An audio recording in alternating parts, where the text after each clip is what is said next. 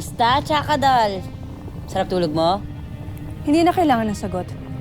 Paslangin niyo na siya. Teka! Hindi pa masyadong harsh? Wala siyang ibang gagawin kundi sundan at guluhin tayong dalawa. At ito na rin ang pagkakataon para pagbayaran niya lahat ng kalapastangan ang ginawa niya sa atin. Mira, tama ka naman. Pero papaslangin natin agad. Gawin ninyo ang inyong nais. Paslangin ninyo ako. Pakulong na lang muna natin. Ano? Oo. Ikulong? Ira, baka nakakalimutan mo. May kapangyarihan siya't mahika, kaya kayang-kaya niyang makawala. Kaya ano pa hinihintay niyo? Paslangin niyo na siya ngayon, di! Teka lang, sandali lang. Gawin nyo na. Paslangin nyo na ako. Gayon din naman ang ginawa ninyo sa amin, hindi ba? Inubos nyo ang aking lahi at aking angkan. Pinagsasabi mo, Agnem. Hindi nyo alam ang dinulot ng inyong digmaan? Ang digmaan ng mga diwata at ng mga hator.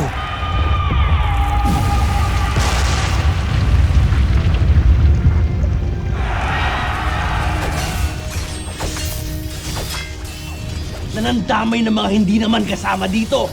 Inubos nyo sila!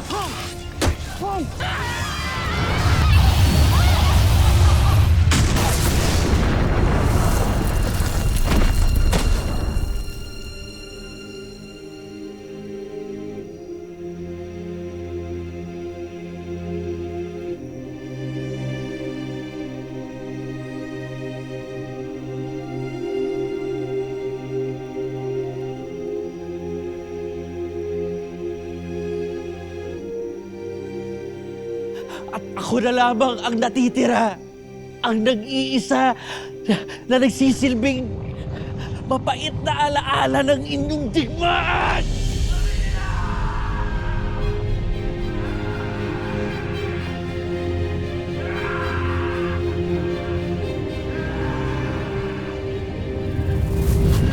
Kaya pagmasdan ninyo ako, lalo ka na, Mira!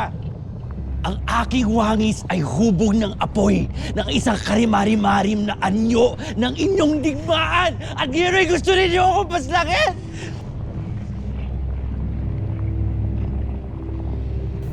Mga kawal, ibabaan niyo ang inyong mga sandata. Nada! Hira, paano tayo nakasiguro na tama ang yung sinasabi? Hindi ako rin sisinungaling. Manahimik ka. Kinakampihan na nga kita eh. Paano kung totoo ang sinasabi niya? Hindi ba ang unfair naman kung paparusahan pa natin siya? Mira, hindi tayo ganun.